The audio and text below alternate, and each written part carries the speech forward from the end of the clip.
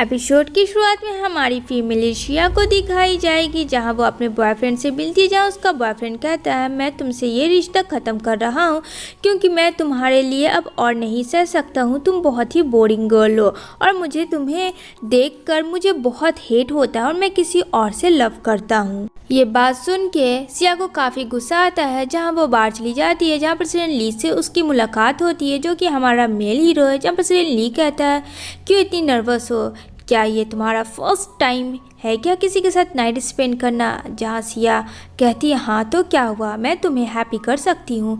और यहाँ पे वो नर्वस तो काफ़ी थी अपने बॉयफ्रेंड की वजह से, जो उसने बहुत ज़्यादा उसे बुली किया था, उसका ईगो हर्ट हो गया था, लेकिन उसने खुद को प्रूव भी करना था। एंड ऐसे ही करके सिया और प्रेसिडेंट ली दोनों एक दूसरे के क्लोज आ जाते हैं और दोनों एक दूसरे के साथ रोमांस करने लगते हैं। और ये कब एक दूसरे के इतने करीब आ जाते हैं जहाँ इन दोनों को पता भी नहीं होता और इस तरीके से ये दोनों टाइम स्पेंड कर लेते हैं। यहाँ पे सिया अपने आप को एकदम स्ट्रॉन्ग बना लेती है। अब यहाँ पे ये सीन तो कट होती है फ्रेंड। अब ये सीन ख़त्म होने के बाद जहाँ नेक्स्ट सीन में सिया प्रेग्नेंट होती है, जहाँ वो बिना शादी किए प्रेग्नेंट होती है और ये न्यूज़ होता है कि उसने उसके बॉयफ्रेंड ने छोड़ दिया है। तो ये बेबी कहाँ का है और किसका है, मतलब बहुत सारे लॉट्स ऑफ क्वेश्चन सिया से।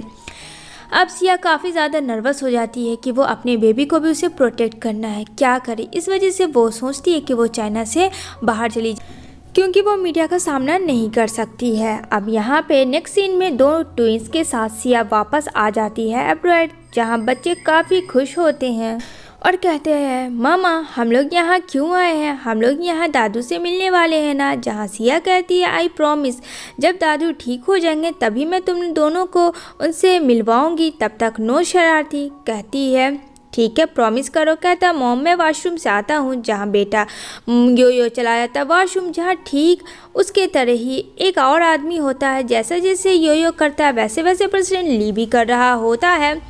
अब यहाँ पे कहता प्रेसिडेंट ली उस बच्चे को कि तुम मेरी तरह नकल कर रहे हो। जहाँ यो यो कहता है सॉरी अंकल आप मेरे तरह कर रहे हैं, ये तो मैं बचपन से करता आ रहा हूँ। जहाँ प्रेसिडेंट थोड़ा देर के लिए शॉक्ड होता है कि ये बच्चा हूबहू मेरे तरह क्यों कर रहा है। अब क्या पता फ्रेंड प्रेसिडेंट ली को कि ये बच्चा किसी और का नहीं बल्कि फर्स्ट नाइट स्टैंड यो यो ही तो उसका खुद का रियल बेटा है। लेकिन चलो इसको अभी ट्विस्ट ही रहने देते हैं। तभी कहता I am so sorry uncle मुझे जाना होगा क्योंकि मेरी मम्मी और मेरी छोटी सी सिस्टर मेरा वेट कर रही है। जब वो आता है बाहर तो मम्मी को बताता है मम्मी तुम्हें पता है एक अंकल मैंने देखा जो कि सेम और सेम मेरे तरीके से बिहेव कर रहे थे। जहाँ सिया को हंसी आती है। यहाँ पे कहती है कि अच्छा कोई और होंगे बेटा। यो कहता है आई डोंट नो, लेकिन उन्होंने भी मुझे नोटिस किया और उन्होंने भी मुझसे पूछा। तो कहती है छोड़ो चलो हम लोग वापस चलते हैं अब अपने घर।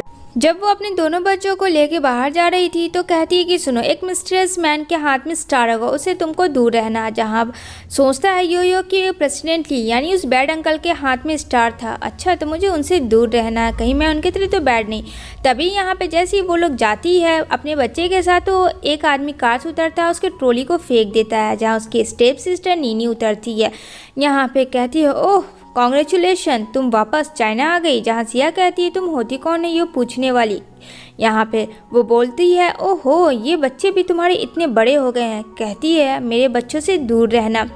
तभी वहाँ उसको इग्नोर करती है और वापस अपने घर जाती है और उसे एक जॉब की भी तलाश होती है क्योंकि फ्रेंड सिया को जॉब करेगी तभी तो उसको अपने बच्चों को सर्वाइव करना और अपने डैड को वो देखेगी। जहाँ उसे पता चलता है कि लू फैमिली की मिस्ट्रेस कोई और नहीं नीनी बनने वाली है, जो कि सिया का एक्स बॉयफ्रेंड रह चुका है और उसका एक्स बॉयफ्रेंड सिया को डंप कर चुका था कि वो बहुत बदसूरत है। अब यहाँ आती है सिया इंटरव्यू के लिए, जहाँ नीनी मना कर देती है। तभी यहाँ पे वो देखती है उसको मैसेज आया उनके बच्चों का, वो उसे साइड करती है। जहाँ वो कहती है कि तुम हायर नहीं की जाओगी और यहाँ उसे पुश कर देती है, जबकि सिया कहती है कि मैंने तो सब कुछ सही कहा। तभी वहाँ पर पर्सनली ये सब देख रहा होता। पर्सनली तो समझ जाता है ये वन नाइट स्टैंड वाली हमारी क्यूट सी वाइफ है। तो यहाँ पे आता है और कहता है ये सब क्या हो रहा है, इसे रख लिया जाए। जहाँ सिया को जॉब पे रख लेती है ना चाहते हुए भी। अभी यहाँ पे ऑफिस सारे गर्ल्स को कहती है कि आज पेमेंट सिया करेगी क्योंकि वो काफ़ी पैसे वाली है।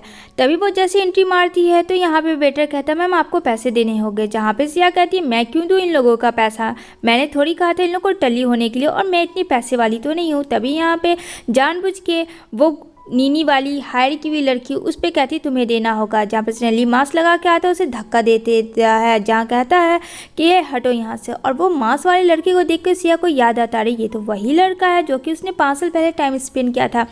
यहाँ पे क्या करती है, वो दौड़ के उसके पीछे जाती है, जहाँ नीनी की हायर की हुई लड़की काफ़ी गुस्सा करती है कि तुमने मुझे कैसे धक्का दिया। यहाँ पे कहती है अरे रुको रुको, तुम भाग कहाँ रहे हो, मुझे तुमसे कुछ पूछना है। अगर तुमने ऐसे जाने की कोशिश की फिर तो देख लेना बहुत बुरा होगा।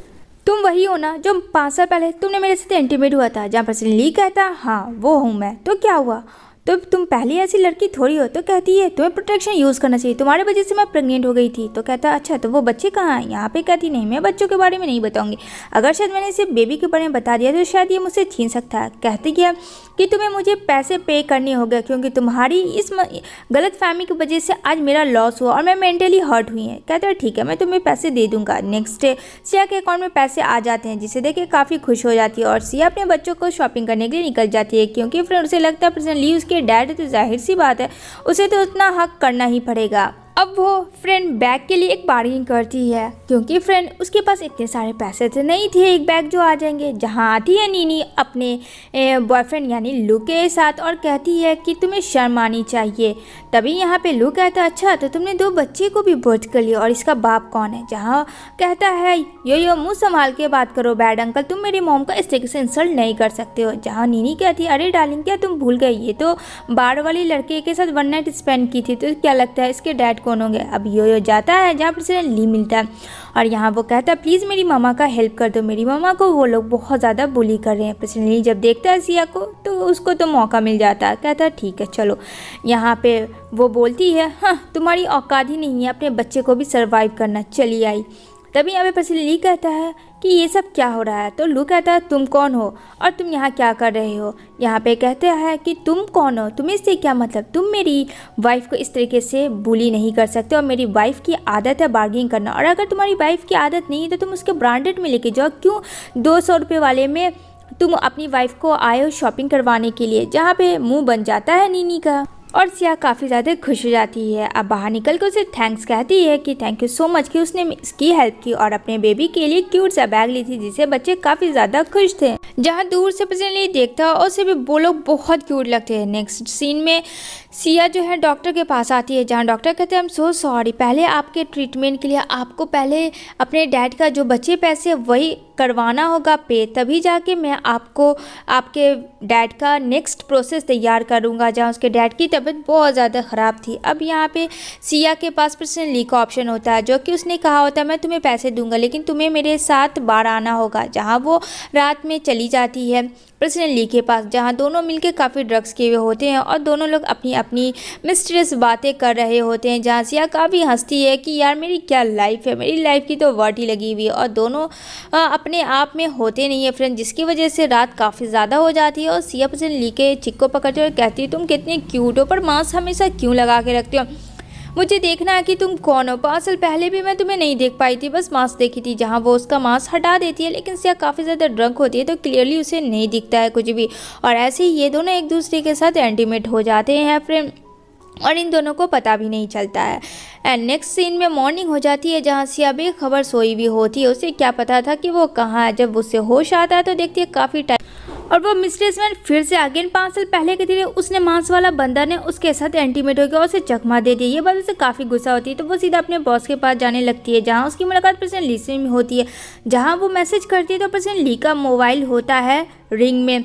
तो सिया कहती है बॉस तुम्हारा रिंग क्यों कर रहा है। कहता है क्यों, मेरे पास फ़ोन है, रिंग कर सकता है, ऐसा तुम क्यों बिहेव कर रही हो। जहाँ सिया को याद आता है कि वो जो मांस वाला लड़का है उसके पास भी फ़ोन का रिंगटोन सेम है। कुछ समझ नहीं पाती है क्योंकि वो उसे इग्नोर कर देता है, वो भी चुप हो जाती है। अब सीन शिट होती है सिया में, जहाँ उसकी तबीयत काफ़ी ख़राब होती है। जहाँ प्रेसिडेंट ली भी होता है, वो तो एक मिस्ट्रेस है सिया के लिए। जहाँ वो धीरे धीरे सिया जो है फ्रेंड वो बोलती है कि हाँ मैं अब ठीक हूँ, क्या तुम अपना मास्क हटा सकते हो। तो कहता हाँ क्यों नहीं, लेकिन फ्रेंड वो बोलती है सिया छोड़ो तुम जैसे भी हो, बट बहुत अच्छे हो क्योंकि तुमने मेरी हमेशा शुरू से हेल्प की है और आज भी मेरी हेल्प कर रहे हो। लेकिन फ्रेंड वो अपने बॉस के बारे में सोचती है, क्योंकि एक तरफ उसके बॉस भी थे और दूसरी तरफ वो मांस वाला बंदा।